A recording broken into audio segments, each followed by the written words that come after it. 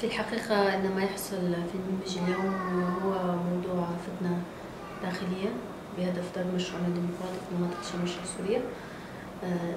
طبعا نتيجة لما له من أهمية من مدينة منبج، فهي مدينة تضم فسيفساء سوريا من كرد وعرب والتركمان. هذه المدينة هي أيضا من المدن التي تحررت من داعش، من المدن التي قدمنا 400 شهيد في سبيل تحريرها، وهي من المدن التي تصنف خارج حدود كردستان بالنسبة على أطراف حدود كردستان، تعتبر مدينة عربية، ولكن رغم ذلك لم نتوانى أو لم نتردد لحظة في تحريرها آنذاك من داعش لخلاص شعبها.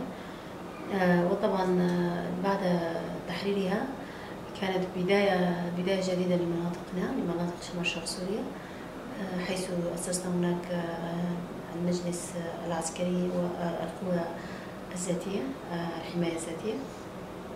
طبعا تم تأسيس هذه القوى العسكرية بهدف حمايتها، لأن هناك دائما تصاريح رسمية لحكومة تركيا الفاشية على رأسها أردوغان بالمطالبة بمنبج، يعتبرها جزءا يجب أن أخذها، كما قام باحتلال الباب وجرابلس وعزاز وعفرين وإدلب. أيضا له مطالب بمنبج، وهذه المطالب ليست خفية ودائما تظهر في تصريحات الإعلامية. سابقا كان لنا أيضا انسحاب نتيجة قوات اليبكة رسميا من منبج وتأسيس مجالس مدنية عسكرية من أهالي المنطقة. مع مرور الوقت هذه المجالس أثبتت نجاحها بإدارة المدينة، ولكن من الواضح أن هذا الوضع لا يرضي بعض الأطراف التركي والنظام السوري، وخاصة بعد إعادة انتخاب بشار الأسد على الرئاسة السورية.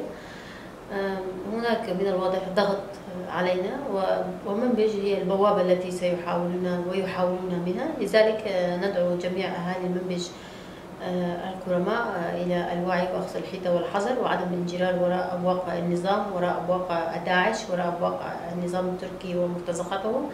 فنحن نعلم أن جميع القوى التخريبية لا تحاول بث الفتنة في المنطقة، ويحاولون أن يجعل منبج هي تلك البوابة.